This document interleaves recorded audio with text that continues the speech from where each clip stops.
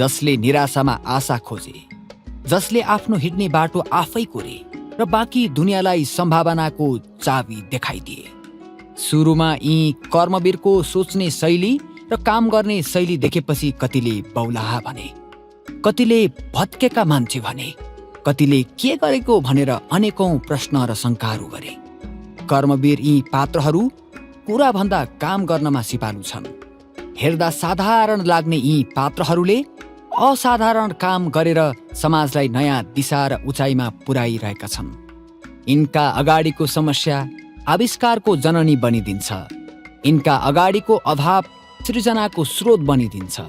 निराशा र अभावको मुस्लोमा चाँदीको चम्किलो घेरा देखाइरहने यी पात्रले यो माटो छोडेर पलायन हुने कहिल्यै सपना देखेनन्। यिनको सङ्कल्प र सङ्घर्ष देखेर जो कोही पनि हौसिन सक्छौँ। पसिना र लगनशीलताको धारा पोख्दै सम्भावनाको क्षितिज देखाउने यी पात्रहरू समाज रूपान्तरणका अंश हुन्। विज्ञान र प्रविधिको क्षेत्रमा महावीर पुनले पाइला चालेको दशकौं वर्ष भइसकेको छ। उनले एक्लै सुरु गरेको यात्रामा अहिले उनका पाइला पछ्याउने सयौं युवाहरूको जमात छ। महावीर पुनका पाइला पछ्याउने मध्येका गणेश विक्रम सिंह आली मगर पनि एक हुन्, जसले नेपालको रोबोटिक क्षेत्रमा केही नयाँ काम गरेर देखाइदिएका छन्।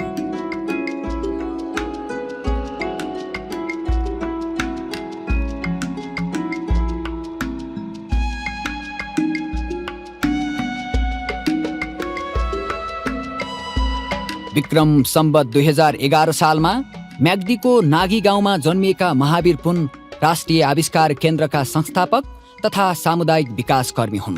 टुक्कीको उज्यालोमा अक्षर चिन्दै उनी हुर्किए। धुलोमा किरिमिरी अक्षर कोर्दै कखरा लेख्न सिके। चुहिने छानामुनि कैयौं हिउँ बर्खा काटेका महावीरले म्याग्दीमै आधारभूत तहसम्मको शिक्षा हासिल गरे। उनका बुवा ब्रिटिस आर्मी थिए। सन्ततिलाई शिक्षाको ज्योतिबाट वञ्चित गर्नु हुँदैन भन्ने मान्यतामा अडिग बुवाले परिवारलाई चितवन सारे। मावि तहसम्मको अध्ययन गर्न महावीरका लागि म्याग्दी भन्दा चितवन सहज भयो।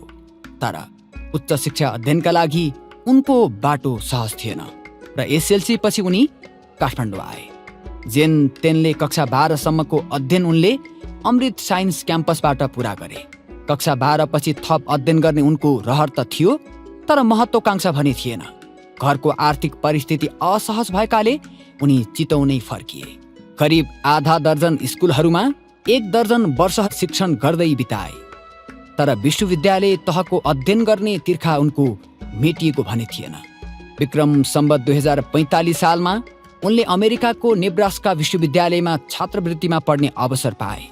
त्यो झिलिमिली संसार, त्यो दुनियाँले सपना देख्ने ठाउँ, त्यो अमेरिका। उनले पाएको त्यो छात्रवृत्तिले उनको जिन्दगीलाई फराकिलो भएर फैलिन मद्दत गरिदियो।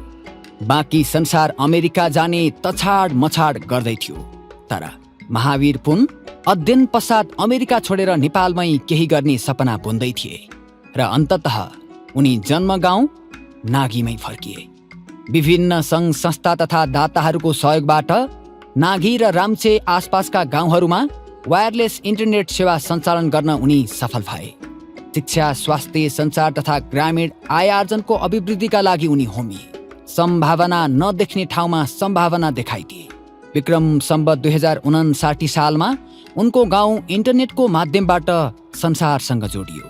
उनी इन्टरनेट हल अफ फेम, समग्र सामाजिक नवीनता पुरस्कार, जोनाथन बी पोस्टल अवार्ड, एसियाको नोबेल पुरस्कार मानिने रोमन म्यागसेसे जस्ता पुरस्कारबाट उनी सम्मानित भइसकेका छन्। प्रतिभा सबैसँग हुन्छ, तर पोखिने मञ्च चाहिन्छ। त्यो मञ्चको निर्माण गरिदिन सक्यो भने नेपाली युवाहरू पलायन हुने थिएनन्। राष्ट्रिय आविष्कार केन्द्र त्यस्तो मञ्च हो जसले प्रतिभालाई फक्रिने जमिन दिएको छ, फैलिने आकाश दिएको छ। विक्रम सम्वत 2068 सालमा उनको परिकल्पनामा सुरु भएको यो केन्द्रमा सेलरोटी बनाउने मेसिनदेखि औषधि बोक्ने ड्रोनसम्म निर्माण हुन्छन्। विज्ञान तथा सामाजिक विकासकै खातिर महावीर पुनका दर्जनौं वर्षहरू बितिसके। खोज र आविष्कारमा लागिरहने पुस्ता निर्माणमा उनी होमिरहेका छन् र बाँकी जिन्दगी उनी यसै गरी बिताउन चाहन्छन्।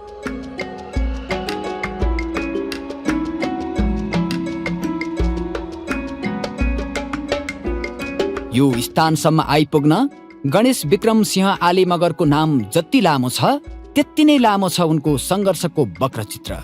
विक्रम सम्वत 2045 सालमा पूर्वी नेपालको तेह्रथुम जिल्लामा जन्मिएका गणेशले कक्षा 10 सम्म गाउँमै पढे।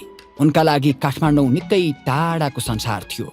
विज्ञान विषय अध्ययनका लागि विक्रम सम्वत 2061 सालमा उनी काठमाडौँ हानिए। सानैदेखि कुनै पनि कुरा कुदेको, गुडेको र उडेको देख्दा उनलाई आश्चर्य लाग्थ्यो। सायद त्यही उत्सुकता थियो जसले उनलाई नेपाली रोबोटिक्स क्षेत्रमा योगदान पुर्याउने युवा पंक्तिमा उभ्याइदिएको छ। विज्ञान संकायबाट 12 कक्षा उत्तीर्ण भइसकेपछि उनले ब्याचलर अफ इन्जिनियरिङ पढ्ने अठोट गरे र नेपाल कलेज अफ इन्फर्मेसन टेक्नोलोजीमा उनी इन्जिनियरिङ अध्ययनका लागि भर्ना भए। उनी प्रयोग र परीक्षण गर्न चाहन्थे, तर कलेजको सैद्धान्तिक सूचना रटाउने संस्कारले उनलाई निरुत्साहित बनाइदियो। तर अभावलाई उनले बहाना बनाएनन्, बरु आफ्नै डेरामा ल्याब निर्माण गर्ने परिकल्पना र प्रयोग गर्न थाले। विक्रम सम्वत 2068 सालमा उनले इन्जिनियरिङ सकाएपछि उनका अगाडि विदेशी नै बाटो र अवसर नभएको होइन, तर उनले नेपालको रोबोटिक क्षेत्रमै केही नवीनतम कर्म गरेर देखाउने सङ्कल्प बोके। खल्तीको खर्च काटेर ल्याब बनाउन थाले। खाजा काटेको पैसाले सबै थोक कहाँ किन्न सकिन्थ्यो र। विज्ञान तथा प्रविधिको क्षेत्रमा केही गर्ने सोच र आइडिया बोकेर उनी विभिन्न मन्त्रालय धाए, कैयौँ पटक नासा धाए, कैयौँ सङ्घ संस्थाहरूमा धाए, तर उनले खासै साथ र सहयोग पाएनन्। साथ सहयोग नपाउँदैमा देखेको सपना त्यसै कहाँ मर्छ र। यो सम्भव छ र? उनले बनाएको ड्रोन तथा रोबोटमाथि धेरैले प्रश्न गरे। त्यो समयमा उनी गफका पात्र बने, सिर्जनाका हिस्सा बनेनन्। कतिले उनीमाथि शङ्का मात्रै पोखे। यसका बावजुद उनी आफ्नो सपनासँग जोडिन चाहने युवाहरूसँग जोडिँदै गए। आजभन्दा करिब 9 वर्ष अगाडि सहकर्मी यज्ञप्रसाद देवकोटा र उनी मिलेर जीभीएस समूह निर्माण गरे। यो त्यस्तो समूह हो जसले आकाशमा उड्ने, जमिनमा गुड्ने र पानीमा चल्ने लगायतका अनेकौं आविष्कारका नमुना बनाइसकेको छ। जीभीएस समूहले अहिलेसम्म करिब 150 भन्दा बढी रोबोटका नमुनाहरू बनाइसकेको छ। 3 वर्षको लगातारको मेहनतले गणेशले बम डिस्पोजल रोबोट बनाए, जुन विक्रम सम्वत 2070 सालमा नेपाली सेनाले सैन्य प्रयोजनका लागि खरिद गर्यो। अहिले पनि नेपाली सेनाका लागि चाहिने विभिन्न रोबोटिक सामग्रीहरू गणेशको समूहले तयार पार्दै आइरहेको छ। विक्रम सम्वत 2073 तथा 76 सालमा नेपाल सरकारको तर्फबाट यङ साइन्टिस्ट नेपाल पुरस्कारबाट गणेश सम्मानित भए। त्यस्तै विज्ञान स्ट्रिममा नेपाल भूषण श्रेणी डी नामक पुरस्कारबाट पनि उनी सम्मानित भइसकेका छन्। उनी भन्छन्, यो भुइँमा खसेको एउटा पेज, एउटा नट सबैमा पैसो परेको छ। यही पेज र नटमा देशको समृद्धि जोडिएको छ। यो सपना छोडेर विदेशी र म कसरी सक्छु र? भनिन्छ गर्न चाहनेलाई अवसरै अवसर छ। गणेशले पनि अवसरै अवसर देखेका छन्। हो, गणेशलाई यति बेला केवल विश्वास गर्ने मानिस र सहयोगी हातहरू मात्रै चाहिएका छन्।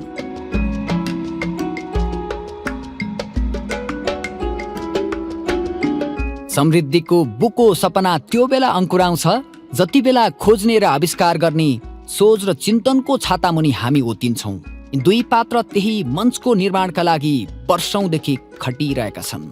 महावीर पुन उमेरले 67 वर्षका भए। गणेश विक्रम सिंह आले मगर 33 वर्षका। यी दुई साधारण पुस्ताले गरेको कर्म निकै असाधारण छ। यी असाधारण कर्मवीरको संवाद छेउटुप्पो नमिलेको जस्तो देखिन सक्छ, तर ऊर्जा र अनुभव एकै ठाउँमा जोडिएको छ। यी पात्रहरू बोल्न भन्दा काम गर्नमा रमाउँछन्। विज्ञान र प्रविधिको क्षेत्रमा खटिने यी दुई पुस्ताको कुराकानीमा आधारित रोचक अङ्क आजको युगान्तरमा। नमस्ते सर। नमस्ते। म चाहिँ अब हजुरको बारेमा धेरै पहिलेदेखि सुन्दै पनि आएको। मैले चाहिँ लगभग 11 क्लासमा पढ्दाखेरि चाहिँ हजुरको बारेमा सुनेको थिएँ, जुन चाहिँ म्याग्दीमा हजुरले जुन चाहिँ एउटा वाइफाई इन्टरनेट सेवा जुन गर्नुभएको थियो त्यसको बारेमा सुनेको थिएँ। हजुरको बारेमा चाहिँ अलिकति जुन यो साइन्सबाटै यो जुन चाहिँ आविष्कारबाटै चाहिँ जुन चाहिँ चेन्ज हुन्छ भन्ने, नेसनमा चेन्ज आउँछ भन्ने कुरा चाहिँ हजुरले कहिलेदेखि फिल गर्नुभयो जस्तो चाहिँ हजुरले चाहिँ यो नै विज्ञान नै हो, यसको मेन घडी भनेर चाहिँ तपाईँले कहिलेदेखि चाहिँ यसो बुझ्नुभयो, सोच्नुभयो? अब फिल गर्ने कहिलेदेखि भन्ने कुरा त उहिलेदेखि भएको हो। जब चाहिँ हामी गाउँमा बस्थ्यौँ, गाउँमा बस्दाखेरि उहिलेको जमानामा कुनै किसिमको प्रविधि नभएको बेलामा पनि हामीले देख्ने प्रविधि भनेको चाहिँ त्यति बेलाको हवाईजहाज उड्थ्यो माथि। बेला बेलामा चाहिँ हेलिकप्टर पनि उडेको देखिन्थ्यो हामी केटाकेटी छँदाखेरि। अनि गाउँ गाउँमा मान्छेहरूले लाहोरबाट रेडियो ल्याएर बजाउँथे। रेडियोमा चाहिँ अनेक गीतहरू भाषणहरू सुनिन्थ्यो। अब त्यति बेलादेखि नै यो प्रविधिको कुरा चाहिँ बुझेकै हो र प्रविधि भयो भने अचम्मको चिज पनि हुन सकिने रहेछ भन्ने कुरा थाहा भएको हो। र जब पछि चाहिँ पढाइको क्रममा चितवनमा गइयो अनि काठमाडौँमा आइयो, अब त्यति बेलादेखि नै जब जब नयाँ नयाँ प्रविधिहरू आए त्यो एकदमै हामीलाई चाहिँ हामी जस्तो मान्छेहरूलाई खास गरी युवाहरूलाई चाहिँ पनि र सबैलाई लाग्थ्यो होला चाहिँ प्रविधि भनेको चाहिँ यस्तो चिज रहेछ, प्रविधिले गर्दाखेरि मान्छे कहाँ कहाँ पुग्दो रहेछ भन्ने कुराहरू के गर्न सकिने रहेछ प्रविधिले गर्दा भन्ने कुराहरू चाहिँ त्यसरी चाहिँ थाहा पाइयो। र अब मेरो आफ्नो उमेरको हिसाबले हेर्ने हो भने अब धेरै चिज देखियो, एकदमै पुरानो एउटा जीवन शैली पनि देखियो। त्यो भनेको चाहिँ एकदमै गाउँघरको दुर्गम गाउँघरमा अब घाँस दाउरा गर्नेदेखि लिएर खेतीपाती गर्नेदेखि त्यो पनि देखियो। अनि पछि पढ्ने क्रममा अब बिस्तारै गाडीहरू पनि देखियो, गाडीहरू पनि चढियो। अनि पछि टेलिफोनहरू पनि देखियो। टिभीहरू थिएन पहिलाको जमानामा, टिभीहरू पनि देखियो। र यसरी चाहिँ गर्दै जाँदाखेरि अहिलेसम्मको जुन समय छ यो समयमा चाहिँ हामीले अथवा मैले यो एकदमै बुझ्यो। अब त्यसमा पनि अमेरिकामा गइयो, अमेरिकामा गएपछि अब झन् नयाँ नयाँ चिजहरू देखियो। अनि यही क्रममा विभिन्न कामको लागि अब विभिन्न मुलुकहरूमा गइयो, एकदमै विकसित भनिएका मुलुकहरूमा गइयो। अब यो जति पनि नयाँ नयाँ प्रविधिहरू छ त्यो सबै देखियो। तर त्यो भनेको चाहिँ के हो भनेदेखि देख्नको लागि मात्र भयो। अर्काले गरेको चाहिँ देखियो, अर्काको विकास देखियो। अनि त्यो आफूले अलिकति त्यसको प्रयोग पनि गरियो। तर अर्काले अर्काको देशमा गरेको प्रविधिको विकासले चाहिँ हामीलाई केही पनि नहुने रहेछ। अर्काले गरेको जुन विकास छ, अर्काले गरेको जुन प्रविधिको विकास छ, आर्थिक विकास छ, अरूको जुन यो भौतिक सुविधाको कुराहरू छन्, अरूले गरिरहेको कुराहरू, त्यो हेरेर हाम्रो देशको खाँचो चाहिँ पुरा हुँदैन। त्यसकारणले हामीले अहिले मैले भन्ने गरेको कुरा के हो भने एकदमै एउटै कुरामा जोड गरेको के हो भने अर्काको प्रविधि हेरेर, अरूले गरेको कुरा हेरेर गफ लाउने होइन। त्यो कुरा चाहिँ हामी आफैले गर्नुपर्छ भनेर चाहिँ मैले भनिरहेको छु। हजुरले के अरे स्कुल पनि पढाउनु भएको रहेछ 13 वर्ष होइन?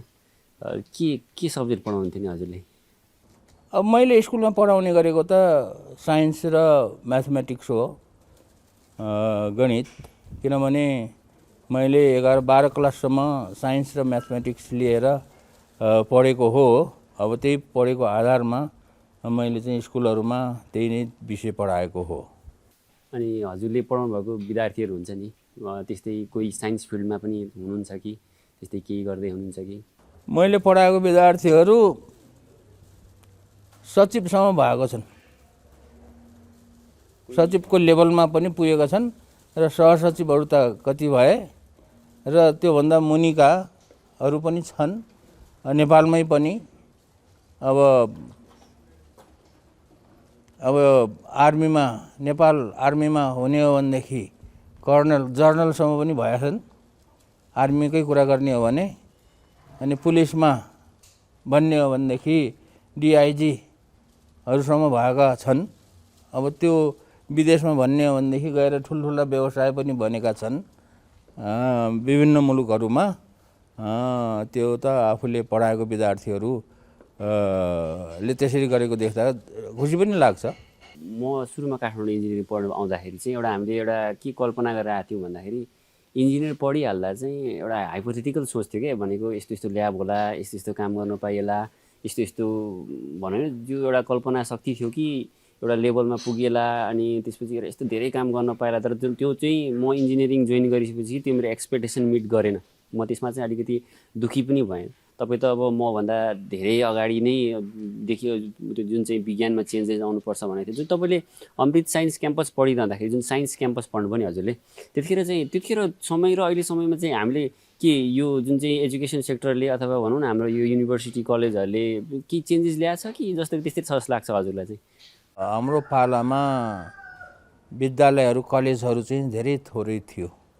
अमृत साइन्स कलेजभन्दा बाहेक अरू 2-3वटा कलेजहरू थिए साइन्स पढाउने। र अब त्यो जुन रूपमा त्यति बेला पढाइन्थ्यो अहिलेसम्म पनि खास चेन्जेस भएको देखिँदैन। एउटै चेन्जेस भएको कुरा के देखिन्छ भने उति बेला वर्षमा एकपटक जहाँ फाइनल हुन्थ्यो, वर्षमा अथवा 2 वर्षमा एकपटक हुन्थ्यो भने पनि हुन्छ, किनभने 11 र 12 को 2 वर्ष पढेपछि फाइनल एक्जाम लिएर पास हुने हुन्थ्यो भने अहिले चाहिँ सेमिस्टर सिस्टममा 4-5 महिनाको एउटा सेमिस्टर 4 महिनाको एउटा सेमिस्टर सिस्टम गरेर वर्षमा के अरे 2टा सिस्टम हुन्छ। त्यही हो। अनि उति बेला पढाइमा अब अहिलेको जस्तो प्रविधिहरू थिएनन्, प्रयोग भएको थिएनन्। जस्तो उदाहरणको लागि म आफै भन्छु, म अमृत साइन्स कलेजमा पढ्दाखेरि क्याल्कुलेटर भन्ने चिज आएको थियो। त्यति बेला त्यो क्याल्कुलेटर एकदमै महँगो थियो। हामीले क्याल्कुलेटर किन्न सकेकै होइन। केही धनी विद्यार्थीहरूले क्याल्कुलेटर चलाएको देखिन्थ्यो। र अब उति बेला त कम्प्युटरको त कल्पनै छोडौँ न, त्यो थिएन। तर अहिलेको सिस्टममा चाहिँ के छ भने यो प्रविधिको विकासले गर्दाखेरि अहिलेको कक्षा कोठाहरू पहिलाको कक्षा कोठाहरू भन्दा अलिकति निकै नै बढी मात्रामा चाहिँ प्रविधिको प्रयोग भएको देखिन्छ। र त्यो पनि खास गरी यो प्राइभेट स्कुलहरूमा, प्राइभेट कलेजहरूमा एउटा विद्यार्थीलाई आकर्षण गर्नको लागि पनि, किनभने त्यो त प्राइभेट स्कुल कलेजहरू भनेपछि त विद्यार्थीलाई आकर्षण गर्ने एउटा माध्यम त अपनाउनु पर्यो। उनीहरूले विद्यार्थीलाई आकर्षण गर्नको लागि मात्रै भए पनि चाहिँ प्रविधिको कुराहरू प्रयोग गरेको देखाउँछन्। हाम्रो स्कुलमा, हाम्रो कलेजमा यस्तो यस्तो किसिमको प्रविधिबाट पढाइ हुन्छ भन्ने छ। जहाँसम्म यो सामुदायिक विद्यालयहरूको कुरा छ अथवा सरकारी कलेज र सरकारको अनुदानमा चल्ने विद्यालयहरू छन्, तिनीहरूमा चाहिँ एकदमै उहिलेको रूपमा, प्राचीन रूपमा अथवा पहिलाको जुन स्थितिमा थियो त्यही स्थिति छन् भन्दाखेरि केही फरक नपर्ला। यो विज्ञान, प्रविधि र गणितको जुन छ शिक्षामा तलैदेखि जो जग बसाल्ने कुरा छ त्यो पटक्कै नभएको अवस्था हो। र जबसम्म यो बस्दैन तबसम्म अब अभिभावकहरूले छोराछोरीलाई डाक्टर बनाउँछु, इन्जिनियर बनाउँछु भन्ने कुरा धेरै परको कुरा हो। मलाई पनि के लाग्छ भने जस्तै अब हामी के भन्छौँ भन्दाखेरि विज्ञान तथा प्रविधि सेक्टरमा फड्को मार्न सकिएन भनेर भन्छौँ। तर मैले यसो केही जस इन्टरनेट माध्यमबाट भनौँ अथवा विभिन्न पुस्तकहरूको माध्यमबाट अध्ययन गर्दा चाहिँ के पाएँ भन्दाखेरि हामीहरूले विज्ञान तथा प्रविधिमा नयाँ कुरा बनाएनौँ र नयाँ कुरा गरेनौँ भन्दा पनि पहिला कुरो चाहिँ हामीले कल्चरै बसाएनौँ जस्तो लाग्छ मलाई चाहिँ।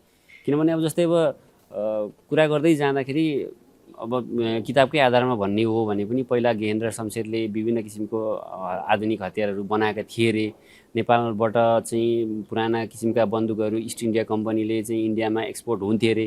तर त्यो कल्चरलाई हामीले कन्टिन्युटी दिन नसकिसकेपछि चाहिँ हामी जस्तै युवाहरू जुन चाहिँ अधिकांश भनौँ न, कतिलाई त अब बाध्यतावश अब त्यो अर्निङको हिसाबले कमाइ गर्नलाई पनि विदेश जानुपर्ने होला, कतिलाई चाहिँ मानौँ कि मलाई एउटा उच्च शिक्षा हासिल गर्नु छ अथवा भनौँ न एउटा हाई स्किल शिक्षा हासिल गर्नुपर्ने छ, त्यसको बाध्यताको लागि बाहिर जानु परेको छ जस्तो लाग्छ मलाई चाहिँ। त्यही भएर जस्तै हजुरले अहिले एउटा किसिमको एउटा सिस्टम बसाउनु भयो। कस्तो सिस्टम बसाउनु भयो भन्दाखेरि कसैलाई आविष्कार गर्न मन छ अथवा कसैलाई केही कुरामा चाहिँ अनुसन्धान गर्न मन छ भने राष्ट्रिय आविष्कार केन्द्र आउने, राष्ट्रिय आविष्कार केन्द्र आइसकेपछि चाहिँ राष्ट्रिय आविष्कार केन्द्रलाई चाहिँ यदि त्यो फिजिबल छ, त्यो उपयुक्त छ भने चाहिँ फन्डिङ गर्ने भने त्यो किसिमको कल्चर चाहिँ मेबी धेरै पहिला नै सुरु भएको भए चाहिँ मेबी हामीले फड्को मार्थ्यौँ होला जस्तो लाग्छ मलाई चाहिँ।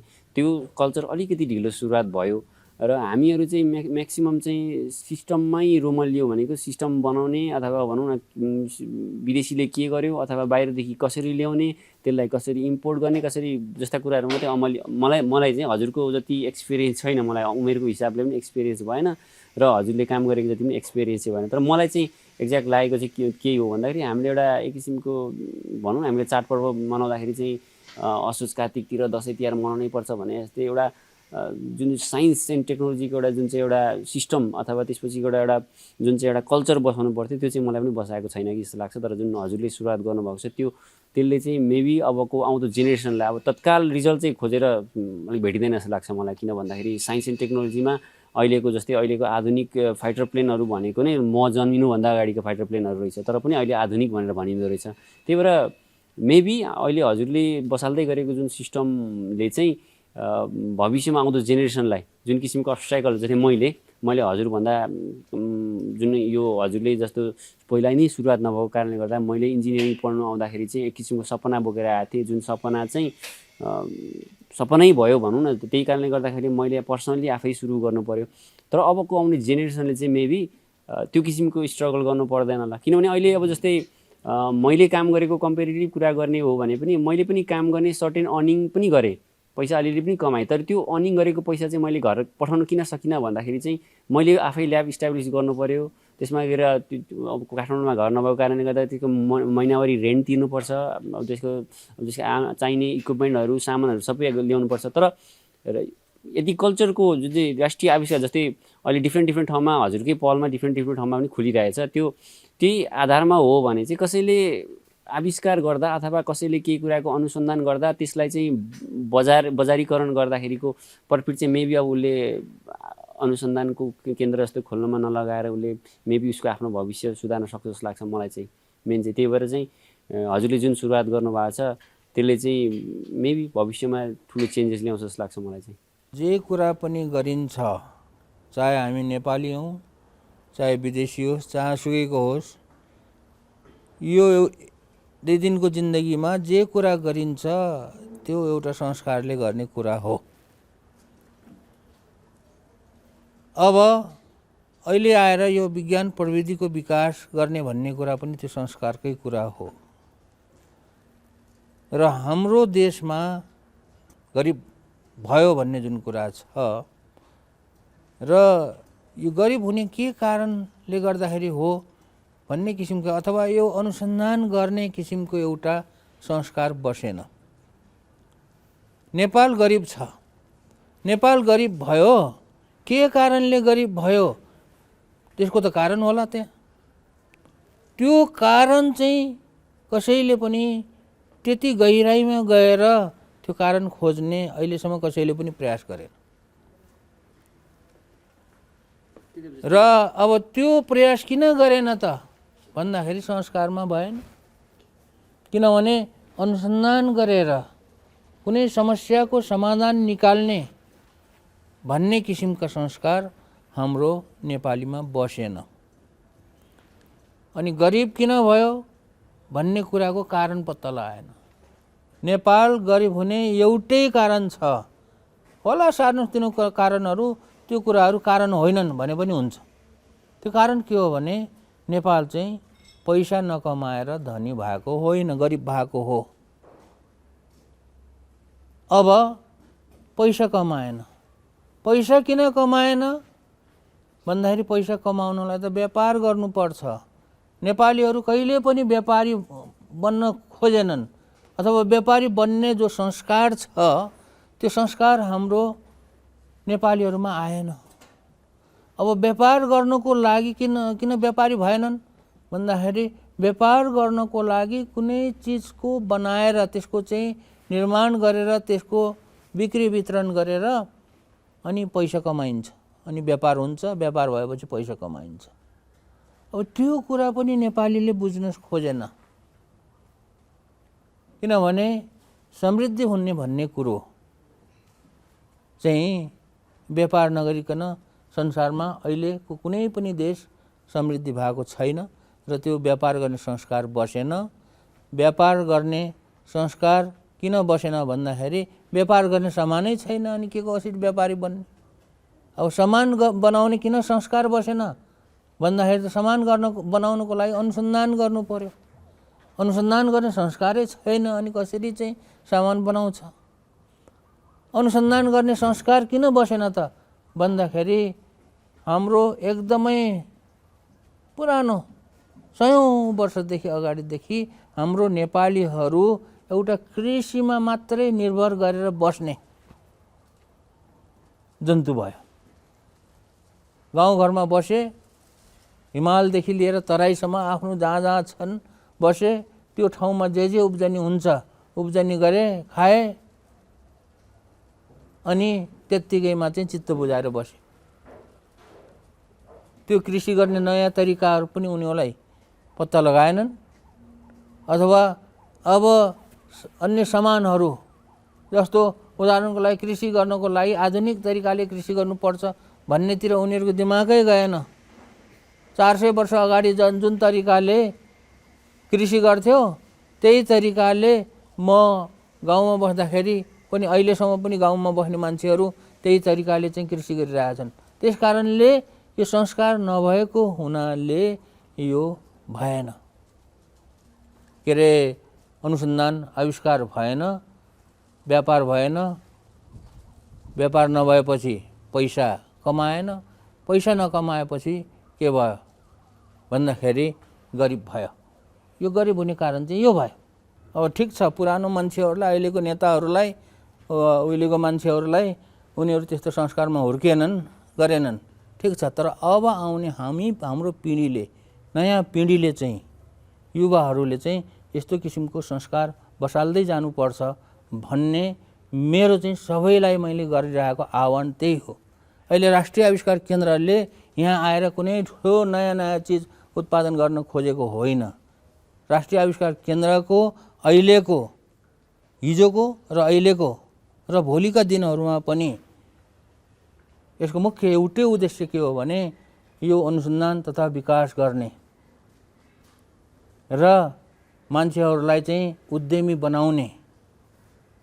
विदेशबाट आइरहेका चिजहरू जति पनि यो आयात गर्नुपर्ने चिजहरू छ, सकेसम्म सानोतिनै होस् ठिकै छ, सानोतिनो चिजबाट उत्पादन गरेर आयातलाई चाहिँ कम गराउने भन्ने किसिमको एउटा संस्कार बसाल्न खोजेको हो। त्यस कारणले जबसम्म हामीले देशको अर्थतन्त्र सुधार्नको लागि अनुसन्धान तथा विकास, नवपरिवर्तनका कुराहरू, इनोभेसनका कुराहरूमा चाहिँ जोड दिँदैनौँ तबसम्म हामी सधैँ माग्ने हुन्छौँ, सधैँ हामी अर्काको चाहिँ भरमा बस्ने हुन्छौँ, अनि सबैले हेप्छ। अहिलेको जस्तै यो जुन संस्कार छ, संस्कार नबसाल्ने हो भने नेपालको अस्तित्व मेटिन्छ। नेपाल भन्ने देश हुँदैन। काठमाडौँ हुन्छ, ठिक छ, सगरमाथा त्यहीँ हुन्छ, हिमाल त्यहीँ हुन्छ, गौतम बुद्ध जन्मेको लुम्बिनी भन्न त्यही लुम्बिनी त्यहीँ हुन्छ। तर नेपालमा जन्मेको नेपालको हिमाल भने जस्तो त्यो हुँदैन, किनभने त्यो अर्कै देशको नाममा भएपछि त्यही देशको नामको त्यो देशको यो भन्ने हुन्छ। अहिले जसरी हामी आपसमा लडेर एक अर्काको खुट्टा तान्ने, कसलाई कसरी पछार्ने भन्ने मात्रै ध्यान नगर्ने हो भने यो हामीलाई कसैले पछाड्छ र हाम्रो देशको चाहिँ अस्तित्व हराउँछ। यो अस्तित्व हराउँछ भन्ने कुरामा धेरैलाई विश्वास नलाग्न पनि सक्छ। अस्तित्व रहने अस्तित्व नरहने भन्ने एउटा सामान्य प्रक्रिया हो। विश्वमा गएको 100 वर्षभित्रमा, 100 वर्षभित्रमा पनि नभनौँ, गएको 50 वर्षभित्रमा यस्ता देशहरू कति बने, कति हराए। र त्यो हराउने देशहरू भनेको चाहिँ गरिब देशहरू हुने हो। कमजोर देशहरू हराउँछन्, बलियो देश कहिले पनि हराउँदैन। त्यस कारणले यो अनुसन्धान तथा विकास, यो विज्ञान तथा प्रविधिको विकास भन्ने कुरा देशको अस्तित्वसँग एकदमै जोडिएको छ। तपाईँलाई कुनै समय अथवा कुनै क्षण चाहिँ मैले यो काम बेकाम सुरु गरेछु, अलिक गाह्रो रहेछ अथवा सोचे जस्तो अलिक रहेन रहेछ भन्ने त्यस्तो आयो, अथवा भनौँ न मैले गरेर चाहिँ धेरै राम्रो गरेँ, आखिरमा राम्रै रहेछ भन्ने कुरा त्यस्तो केही छ हजुर जुन चाहिँ फिल गर्नुभएको, हजुरले महसुस गर्नुभएको कुराहरू? पहिलो कुरा त के हो भने मैले जे गरेँ जिन्दगीमा अहिलेसम्म, जस्तो मैले भने चितवनमा गएर 13 वर्ष पढाएँ। तर चितवनमा गएर यसरी 13 वर्ष पढाउँला भन्ने कुरा त मैले त्योभन्दा अगाडि त सोचेको थिएन। त्यसपछि म अमेरिका पढ्न गएँ। अमेरिका पढ्न जाउँला भन्ने जिन्दगीमा देखेको पनि थिएन, सोचेको पनि थिएन। अनि नेपाल आएँ। नेपालमा आएर गाउँघरमा 20 वर्ष बसेँ। त्यो कुरा 20 वर्ष म गाउँमा बस्छु भन्न आएको त होइन। अहिलेको समयमा म राष्ट्रिय आविष्कार केन्द्रमा लागिरहेको छु र राष्ट्रिय आविष्कार केन्द्रमा यसरी लाग्छु भन्न सोचेको पनि होइन। त्यस कारणले मैले जे गरेँ अहिलेसम्म र गरिरहेको छु त्यो त समयको साथसाथै एउटा जीवन बिताउने क्रममा गरिने चिजहरू हो। जोसुकैले पनि गर्छ यो कुरा। कसैले आफ्नो जिन्दगीमा सुरुमा नै, जीवनको सुरुमा म जिन्दगीमा यो गर्छु, यति वर्ष यो गर्छु, यति वर्ष यो गर्छु, यति वर्ष यो गर्छु भनेर कसैले पनि प्लान गर्ने मान्छेहरू, यसरी प्लान गरेर काम गर्ने मान्छेहरू धेरै थोरै होलान्।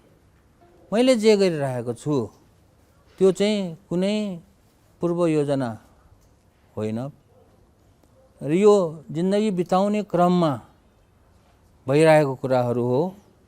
र जहाँसम्म मैले जे गरिरहेको छु त्यो चाहिँ मैले गर्ने काम चाहिँ के हो भने मेरो आफ्नो लागि गरेको छैन भने पनि हुन्छ। मेरो आफ्नो व्यक्तिगत फाइदाको लागि गरेको होइन, त्यो चाहिँ एउटा समाजको फाइदाको लागि गरेको हो। अमेरिकाबाट फर्केर 20 वर्ष जो गाउँमा बसेर विभिन्न कामहरू गरियो त्यो मेरो आफ्नो लागि गरेको होइन, समाजको लागि गरेको हो। सानोतिनो सामुदायिक विकासको कामहरू अहिले यो आविष्कार केन्द्र खोलिएको छ, यो खोल्नु पर्छ भन्ने कुरा अमेरिकाबाट फर्केर गाउँमा जाँदाखेरि पनि यो गर्नुपर्छ भन्न थाहा थिएन। गाउँमा बस्दा बस्दै विभिन्न चिजहरू गर्नुपर्ने भन्ने कुरा थाहा भयो।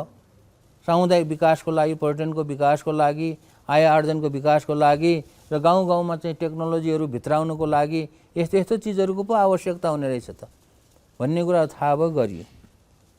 अनि गर्दै क्रममा नेपाललाई चाहिँ जबसम्म नेपालमा यस्तो किसिमको अनुसन्धान केन्द्रहरू खोलेर मान्छेहरूलाई चाहिँ उद्यमी बनाइँदैन तबसम्म नेपाल गरिब हुने रहेछ भन्ने कुरा त काम गर्दै जाने क्रममा थाहा भयो अनि गरियो।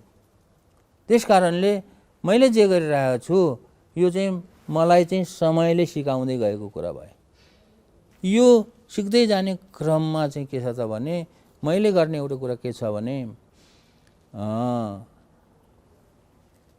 यो कामहरू जुन छ अरूले जे काम गरिरहेछ त्यो काम चाहिँ म कपी गर्न चाहिँ चाहन्न। त्यही काम गरे पनि, त्यस्तै किसिमका काम गरे पनि अलि भिन्न तरिकाले, किनभने अर्कोले गरेको कामलाई आफूले पनि त्यही गर्न थाल्यो भने, त्यही तरिकाले गर्न थाल्यो भने त भिन्न त हुँदैन। त्यस्तो काम त अरूले पनि गरिरहेछन् भन्ने कुरा। अहिले नेपालमा अनुसन्धान केन्द्र भन्ने त नभएको त होइन, अनुसन्धान केन्द्रहरू छन्, थुप्रै छन्। सरकारले खोलेको अनुसन्धान केन्द्रहरू पनि छन्, युनिभर्सिटी यो विश्वविद्यालयभित्र अनुसन्धान केन्द्रहरू पनि छन्, प्राइभेट अनुसन्धान केन्द्रहरू पनि छन्।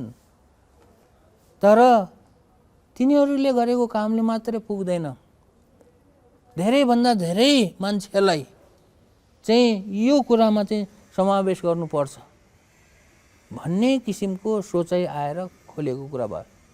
त्यस कारणले अब यस्तोहरू गर्दाखेरि अब दुःख त पक्कै हुन्छ। मान्छेहरूले सोच्ने गरेको कुरा के छ भने पैसाले दुःख पायो भन्छ। मैले पैसाको कहिले पनि दुःख भन्दैन।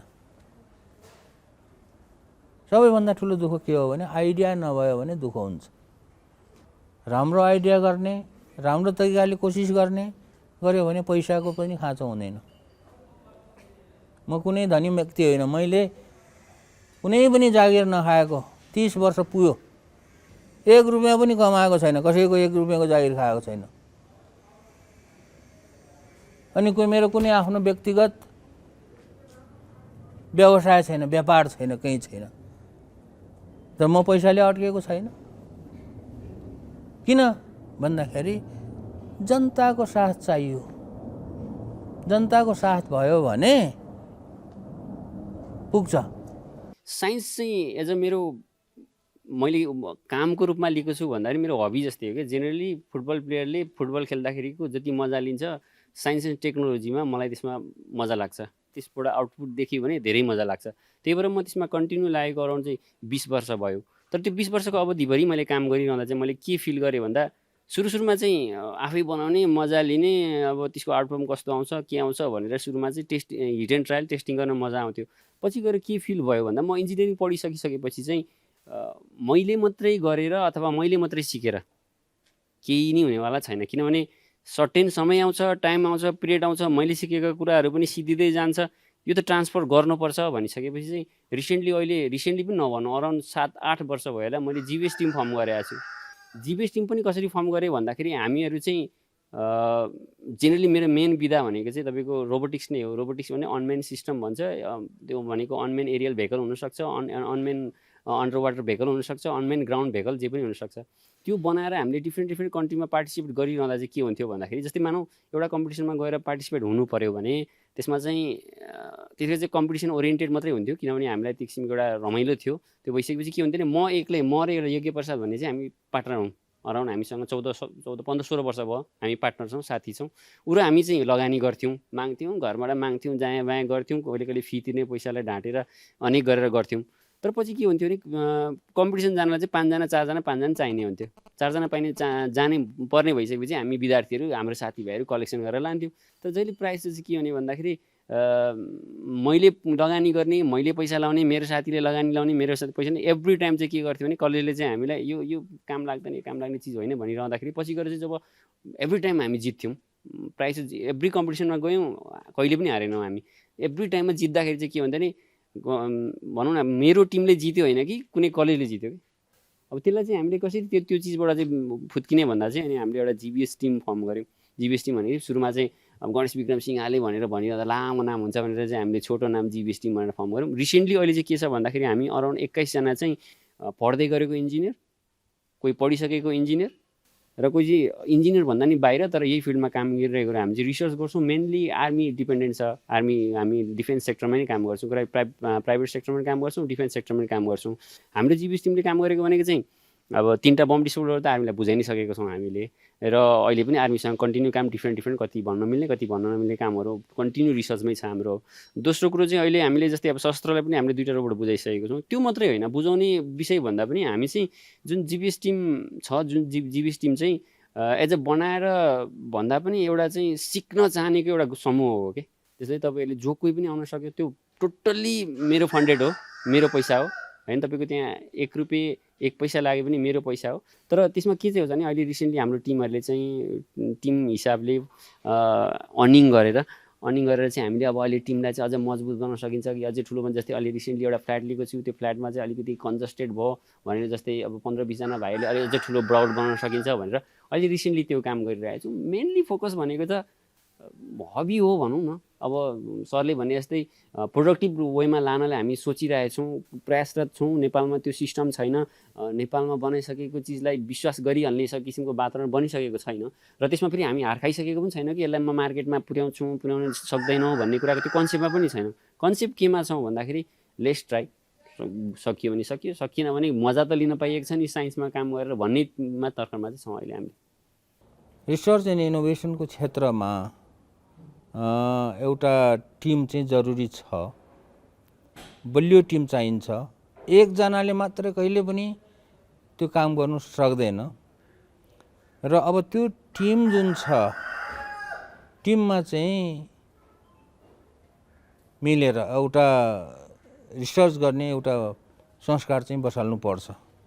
सायद जीबीएस टिमले त्यो गरेको छ होला, तर अझै पनि त्यसलाई चाहिँ हामी चाहिँ एक अर्कालाई शङ्काको दृष्टिले हेर्ने र एक आपसमा चाहिँ अब कोलेबोरेसन गर्ने भन्ने कुरा चाहिँ मा पनि हामीले जोड दिनु पर्छ। मैले यङ मान्छेहरूलाई भन्ने कुरा चाहिँ यही हो, किनभने यो रिसर्च एन्ड इनोभेसन भन्ने कुरा बिना कोलेबोरेसन हुँदै हुँदैन। आफूले मात्रै गर्छु सबै कुरा र आफूले मात्रै चाहिँ गरेर अर्कोलाई चाहिँ इन्भल्भ गराउँदैन भन्ने किसिमले कोलेबोरेसन गर्न चाहेन भने रिसर्च सेन्टरहरूले रिसर्च गर्नेहरू चाहिँ अगाडि बढ्नु सक्दैन, कुनै पोइन्टमा गएर त्यो चाहिँ अड्किन्छ। त्यस कारणले कोलेबोरेसन गर्नको लागि फेरि अनुसन्धान केन्द्रहरूले, कोही पनि अनुसन्धान केन्द्रले कोलेबोरेसन गर्नको लागि चाहिँ अब सबैसँग कोलेबोरेसन गर्नुपर्छ। जस्तो एकाडेमिक लेभलमा युनिभर्सिटीसँग पनि कोलेबोरेसन गर्नुपर्छ, विश्वविद्यालयहरूसँग। अब रिसर्चको मुख्य आधार भनेको चाहिँ रिसर्चलाई चाहिँ अझै अगाडि बढाउने हो भने प्राइभेट कम्पनीहरू अथवा प्राइभेट इन्डस्ट्रीहरूसँग चाहिँ ठुलो मात्रामा चाहिँ कोलेबोरेसन गर्नुपर्छ। अब भाइहरूको कोलेबोरेसन कतिको छ त्यो कुरालाई पनि ख्याल राख्नु।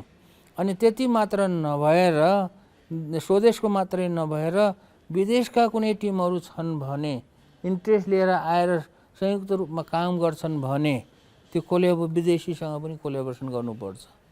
नेपालमा रिसर्च गर्नेहरू अरूसँग त्यति खुल्न चाहँदैनन्, कोलेबोरेसन गर्नु चाहँदैनन्। किन के कारणले गर्न चाहँदैनन् त्यो चाहिँ मलाई थाहा छैन, तर कोलेबोरेसन गरेन भने यो चाहिँ अगाडि बढ्न सक्दैन। अहिले हामी राष्ट्रिय आविष्कार केन्द्रले त विदेशमा जोसुकै पनि युनिभर्सिटीसँग हुन्छ भने कोलेबोरेसन गर्ने भनेको छ। अहिले स्थानीय सरकारहरूसँग पनि कोलेबोरेसन गर्ने, यदि स्थानीय सरकारहरू अथवा प्रदेश सरकारहरू आयो भने उनीहरूसँग पनि कोलेबोरेसन गर्ने भनेको छ। अब कुनै इन्डस्ट्रीहरू आयो भने इन्डस्ट्रीहरूसँग पनि कोलेबोरेसन गर्ने। उनीहरूको काम कोलेबोरेसन भनेको अब कि उनीहरू चाहिँ पनि त्यस्तो किसिमको रिसर्च ओरिएन्टेड संस्थाहरू छन् भने अथवा मान्छेहरू छ भने रिसर्चको लागि कोलेबोरेसन हुन्छ। अब इन्डस्ट्रीहरूसँग चाहिँ भनेको कोलेबोरेसन के हुन्छ भने उनीहरूलाई आवश्यक परेको उनीहरूको आवश्यकता अनुसार चाहिँ काम गरिदिने भन्ने चाहिँ हुन्छ र यो कोलेबोरेसनलाई चाहिँ अगाडि चाहिँ बढाउनु जरुरी छ। र यो कोलेबोरेसन गर्नमा चाहिँ एउटा सर्टन एथिक्सहरू हुन्छन्।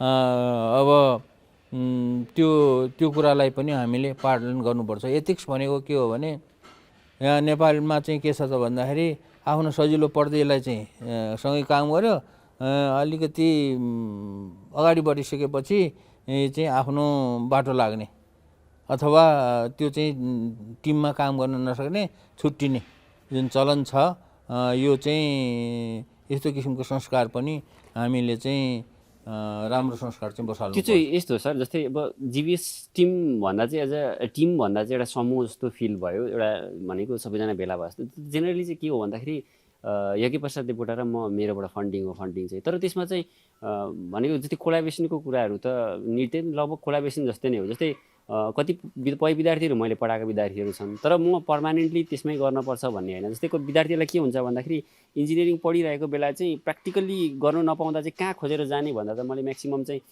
मानौँ रेकमेन्डेड गर्ने ठाउँहरू छ, जस्तै तपाईँको राष्ट्रिय आविष्कार केन्द्रहरू भए, पाइला टेक्नोलोजीहरू छ, त्यसपछि गएर रोबोटिक एसोसिएसनहरू नेपाल छ, त्यही माथि गएर हामीलाई पनि रेकमेन्डेसन गर्छौँ। त्यसमा कसैले जस्तै यहाँ आउँदा पनि हजुरले चाहिँ जसरी प्लेटफर्म प्रोभाइड गर्नुहुन्छ, हजुर जति त हामीले प्रोभाइड गर्न सक्दैनौँ, तर जति प्लेटफर्महरू प्रोभाइड गर्नुहुन्छ त्यस्तै अझै त्यो चाहिँ हामीलाई यदि इजी कहाँ लाग्छ। जस्तै एक दुईजना भाइहरू हजुरकोसँग पनि काम गरेर एकचोटि काम गरेको भाइहरू पनि हामीसँग आएको छ। सो अनि कतिहरू भाइहरू चाहिँ हामीसँग काम गरेर पनि यहाँ आएका छन्, जस्तै एक दुईजना भाइहरू आएका छन्। त्यो चाहिँ के मात्रै हो भन्दा त हाम्रो त हजुरको जत्रो ब्रडली चाहिँ होइन, तर फरक यति मात्रै हो कि मैले सिकेका कुराहरू, मैले जानेका कुराहरू, मैले लगभग 20औं वर्ष लगाइसक्दाखेरि सिकेका कुराहरूलाई चाहिँ एउटा कुरा चाहिँ कसैले बनाउँदैछ त्यसलाई चाहिँ मानौ उसले हिट एन्ड ट्रायल गर्दा उसको कस्ट कति खर्च हुन्थ्यो, त्यसलाई R&D गर्दा उसको कस्ट कति खर्च हुन्थ्यो, त्यो कुरा चाहिँ हाम्रो सर्टेन सजेसनले अथवा सर्टेन हाम्रो आइडियाले चाहिँ उसको मेबी त्यो R&D को कस्ट खर्च कि भनेर एउटा ग्रुपिजम मात्रै हो। त्यसमा अनिवार्य बस्नै पर्छ, काम गर्नै पर्छ भन्ने होइन। जस्तै कति भाइहरू चाहिँ मैले सुरु गरेको लगभग अहिलेको लगभग 5औं ब्याज होला भाइहरू, अहिले जुन तत्काल अहिले भाइहरू छ 5औं ब्याज होला। पहिलो ब्याज दोस्रो ब्याज त अधिकांश कहीँ न कहीँ विदेशमा जबमा कहीँ इन्भल्भ हुनुहुन्छ, उनीहरूले हामी साथीभाइ भन्छौँ, टिम भन्छौँ। तर त्यो भने चाहिँ के भने हामी त सिक्ने मात्रै हो। हजुर जस्तो अब जस्तै कुनै आइडियाहरू चाहिँ ओके भयो, ठिक भयो, यसलाई चाहिँ सस्टेनेबल छ, म फन्डिङ गर्न सक्छु भन्ने त्यो चाहिँ हाम्रो क्यापेसिटी छैन। त्यो त हामीले हजुरहरूकोमै रेकमेन्ड गर्ने हो। तर कोलाबोरेसन निडेड छ। तर एज अ टिम भन्दा पनि त्यो चाहिँ मैले के मात्रै गर्नु खोजेको भन्दा हजुरले सुरु गर्नुभयो त्यो मच मोर बेटर हो। त्यो मेरो लागि एउटा ड्रिम, यो यस्तो भइदिए हुन्थ्यो भनेर त सानोदेखि मैले बारम्बार सोच्थेँ। जुन हजुरले सुरु गरेर जुन एउटा वातावरण बनाउनु भयो, त्यो नहुँदाको कन्डिसनमा भनेको त्यो नभएको समयमा चाहिँ मैले के गर्न मात्रै चाहेँ भन्दा यस्तै इन्ट्रेस्टेड मान्छेहरूलाई भेला हुँ न। भेला भइसकेपछि मेबी गफैले चिया खाएकै मात्रै आधारमा पनि कुनै आइडियामा निक्लेर मानौ एउटा प्लेन बनाउनु पर्ने छ। त्यो प्लेन बनाउँदा चाहिँ मानौ 20 चोटि काट्नु भन्दा नि बरु अलिकति प्लेन 20 चोटि काटिसकेको मान्छेबाट आइडिया लियौँ भने हामीले चाहिँ त्यो 20 चोटि काट्ने जुन मेटेरियल खेरो जान्थ्यो, त्यो मेटेरियललाई चाहिँ खेरो जाँदैन थियो कि भने एउटा एज अ फोरम जस्तो मात्रै हो त्यो हाम्रो जेनरली चाहिँ। त्यसमा चाहिँ कम दर्ता भएको अथवा दर्ता गरेर अथवा हामीले फन्डिङ कलेक्सन गरेर चलाएको होइन। यो चाहिँ एज अ फोरम हो, एउटा हाम्रो टिम जस्तै हो। त्यसमा चाहिँ हामीले कोलाबोरेटको पनि कोसिस चाहिँ गरेको छौँ। तर राष्ट्रिय एप्लिकेसनको कुरा गरेका छौँ। तर डिफ्रेन्ट युनिभर्सिटीहरू अथवा डिफ्रेन्ट संस्थाहरूसँग कुरा गर्दा चाहिँ नेपालमा एउटा कुरा चाहिँ अलिक डिफ्रेन्ट छ। जस्तै मानौँ कि कुनै कुरा म बनाउँछु भन्दाखेरि चाहिँ डाइरेक्टली प्रोडक्टै बन्छ भन्ने म्याक्सिमम कन्सेप्ट देखिन्छ। तर त्यो प्रोडक्टभन्दा अगाडिको चाहिँ त्यसको फिजिबिलिटी, त्यसको रियाबिलिटी, इफिसियन्सीहरूको जुन चाहिँ R&D हामीलाई खर्च हुन्छ त्यो चाहिँ एक्स्ट्रा खर्च जस्तो उहाँले फिल गर्नुहुन्छ। त्यही कारणले गर्दाखेरि चाहिँ म अर्काको पैसामा शङ्खाको आधारले हेरेर यसले मेरो पैसा बिगार्ला कि अथवा यसले मेरो पैसा उगर्ला कि भनेर हामीले रिसेन्टली कोलाबोरेट गरेको छैनौँ। तर नेपाल आर्मीसँग चाहिँ सेभरल कामहरू गर्न पाएको छौँ। सुरुमा त उहाँहरूलाई पनि अब्स्ट्याकल थियो मलाई विश्वास गर्न, किनभने गणेश विक्रम सिंहले भन्ने बित्तिकै निधारमा त लेखेको छैन यसले बनाउँछ भनेर। तर जब चाहिँ हामीले उहाँलाई चाहिँ मेरै फन्डिङमा मेरै पैसामा चाहिँ मैले अराउन्ड 2 वर्षसम्म चाहिँ त्यो एउटा बम डिसल रोबोट चाहिँ लगातार बोलाउँदै ल्याउँदै देखाउँदै बनाउँदै ल्याउँदै देखाउँदै गरिसकेपछि चाहिँ मैले एउटा प्रोडक्ट दिइसकेपछि चाहिँ उहाँहरूलाई मैले एउटा विश्वासको वातावरण बनाएको छु। त्यस्तै केही गर्न सकिन्छ कि भन्ने मात्रै हो। हजुरको कुरामा त्यो कुरामा त हामी एकदम पोजिटिभ छौँ। कुनै भनौँ न कुनै सब्जेक्ट अथवा कुनै टपिक्स मिल्यो भने त्यो कोलाबोरेसनको कुनै कुरा होइन। म त कोलाबोरेसन पनि भन्न चाहँदैन, किनभने राष्ट्रिय आविष्कार केन्द्र भनेको त नेसनल प्रपर्टी हो, राष्ट्रिय सम्पत्ति हो होइन। यसमा चाहिँ महावीर पुन सरले मात्रै जोगाइरहनु पर्ने, म मात्रै उफ्रिनु पर्ने होइन। त देशको सम्पत्ति भएको कारणले गर्दाखेरि सबैले आएर सबैले जुनले जे इच्छा छ पोजिटिभ भाइबले यसलाई चाहिँ म योबाट चाहिँ प्रफिट लिन्छु मात्रै होइन कि म राष्ट्रिय आविष्कार केन्द्रलाई दिगो भनेको भविष्यमा जो कोही होस् नहोस्, आजको 50 वर्षको लागि टार्गेट राखेर होइन कि आजको 100औं वर्षको लागि टार्गेट राखेर जो पनि आएर काम गर्न सक्छ। त्यसमा त मेरो भाइहरूलाई पनि ओपन छ। जस्तै भाइहरूले सर्टेन कुराहरू आइडियाहरू गर्दाखेरि म्याक्सिमम यहाँ राष्ट्रिय आविष्कार केन्द्र भएको एकजना भाइहरूलाई सोध्यो भने पनि म्याक्सिमम उहाँले चाहिँ सोसियल वर्कबाट चाहिँ मसँग कुरा गर्नुहुन्छ। त्यसपछि कुरा गर्दाखेरि चाहिँ मलाई यसो फन्डिङ आवश्यक फन्डिङ चाहियो भने तिम्रो प्रोडक्टले चाहिँ यदि तिमीलाई पहिला कुरो त राष्ट्रिय आविष्कार केन्द्रको कन्सेप्टमा हेर्ने तिमीले आफू सस्टेन हुनसक्छ त्यो आइडियाले चाहिँ, त्यो आइडिया चाहिँ तिमीले जेनेरेट गर्न सकेर तिमीले प्रोडक्ट निकाल्न सकेछन् भने राष्ट्रिय आविष्कार केन्द्रले तिमीलाई फन्डिङ गर्छ भनेर त्यो त मैले जेनरली रेकमेन्ड गरेको। पर्सनली म अब पहिला त आउँथेँ, रिसेन्टली अहिले आफ्नै प्रोजेक्टहरूमा पनि बिजी छु। तर एउटा सपना चाहिँ हो, जुन चाहिँ सपना चाहिँ हजुरले म जस्तो त यति धेरै नेपाली छ यहाँ होइन। मैले लकी भएँ, म एउटा भाग्यमानी भएँ कि जसले मैले काम गर्दै जाँदा मलाई सेनाले विश्वास गर्यो, काम गर्न पाएँ, कन्टिन्युटी गयो। तर म जस्तो यति धेरै नेपाली छ जुन नेपालीको लागि चाहिँ हजुरले एउटा प्लेटफर्म क्रिएट गर्नुभएको छ। त्यसले गर्दा चाहिँ अब कोलाबोरेट भन्दा नि हामीहरू नै सबै नै मलाई के लाग्छ भने यहीँ भित्रकै हौँ क्या, यही एउटा परिवारै हौँ। अब डिफ्रेन्ट काम गरिरहेको छौँ। मेबी कुनै दिन समय आएर एउटै ठाउँमा एउटै टेबल टक गरेर एउटै ठाउँमा बसेर काम गर्नुपर्ने पनि हुनसक्छ, अथवा एउटा चाहिँ सुदूरपश्चिममा बसेर एउटा पूर्वमा बसेर पनि एउटा डिफ्रेन्ट टास्कलाई मोड्युल बेसमा पनि काम गर्नुपर्ने हुनसक्छ। तर मलाई चाहिँ के लाग्छ भने हामी भन्नु र राष्ट्रिय केन्द्र पनि एउटै नै हो जस्तो लाग्छ मलाई चाहिँ।